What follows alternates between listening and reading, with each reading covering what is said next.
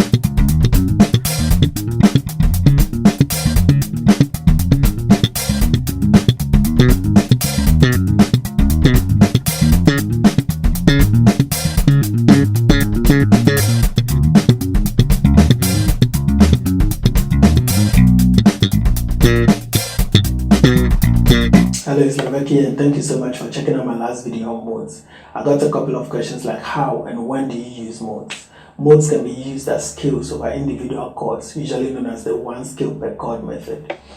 Modes can also be used to create fills while grooving, to spice up a groove. Now, the knowledge of modes is very important in creating melodic ideas on the bass, aka soloing. In this video, I'm going to talk about how to use modes as scales over individual chords. Without further ado, let's get into the video. If you already know what the modes are, great. If you don't, check out my last video on modes. It will make this lesson a lot easier to digest. In my last video, I shared a few tips on practicing the modes.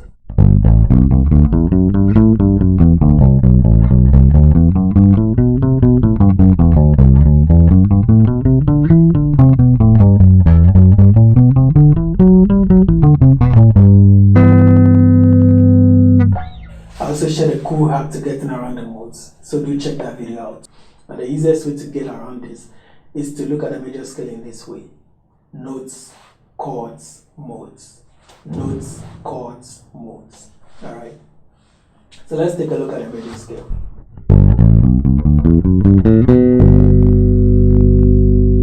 Notice how there are 7 notes in the major scale, which means there are 7 chords and there are 7 modes of the major scale.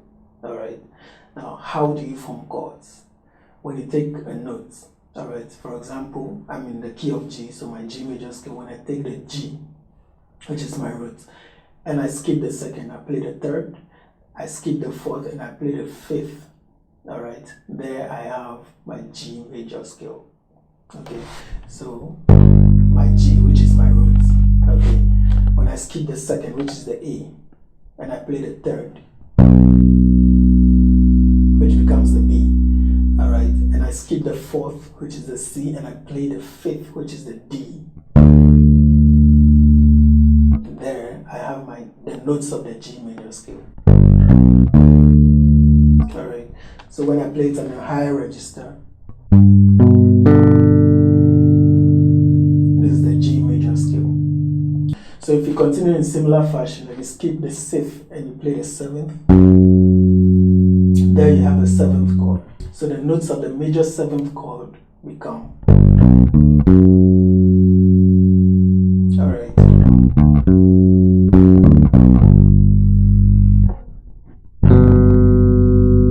So that becomes the major 7th chord. So when I move to A, which is the second of the G major scale, and I skip the second, technically it's the third of the G major scale, but using the second as my root note, alright.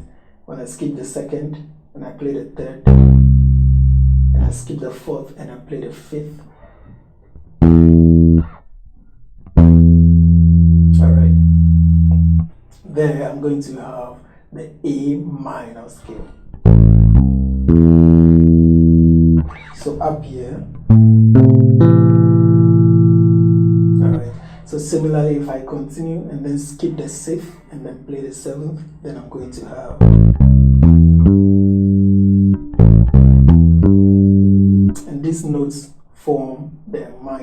7th chord. Alright. So you can apply the same concept all over the notes and then have the chords.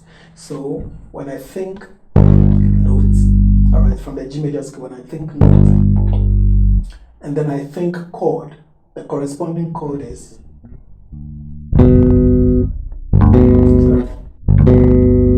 right, which means the corresponding mode becomes the Ionian mode. So you realize that this mode is going to work well over that chord. That is how the relationship goes.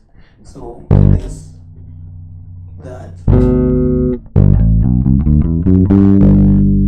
Alright, so if I have this chord, alright, then the Ionian mode is suitable for anything that I want to do with that chord, whether improvising, whether creating fills, or whether soloing. Alright. When it comes to the minor chord, which is the A minor 7th, right here. So when you come to the A minor 7th, then the A Dorian is going to be suitable for anything we want to do in that chord.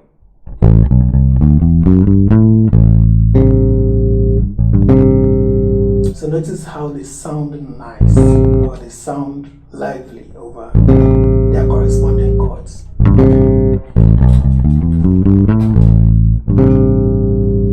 Okay, when you come to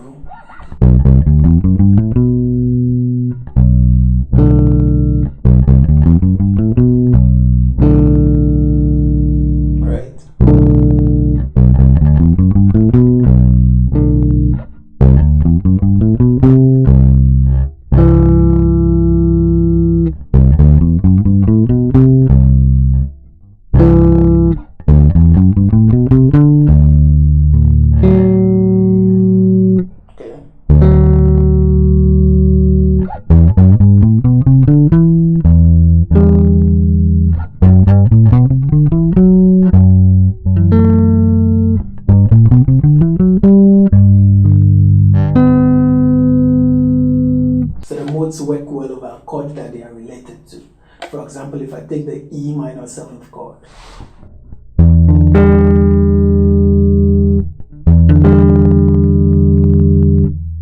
the relationship between this and the G major scale is that the E is the 6th of the G major scale, which means Aeolian mode is the most appropriate mode to use over this chord.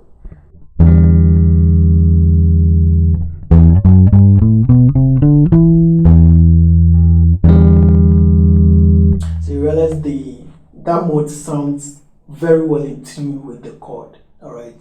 Now if I play any other mode apart from just the Aeolian mode, okay, notice how it sounds. For example, if I play the Ionian mode over that same chord,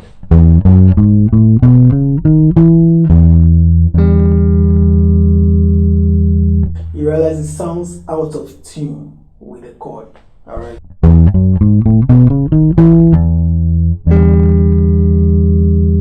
If I use the, let's say, the Lydian mode, alright,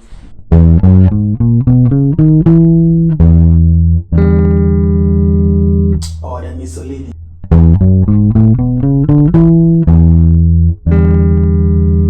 realize any other mode apart from the Aeolian sounds out of tune with the chord. But if I use the Aeolian,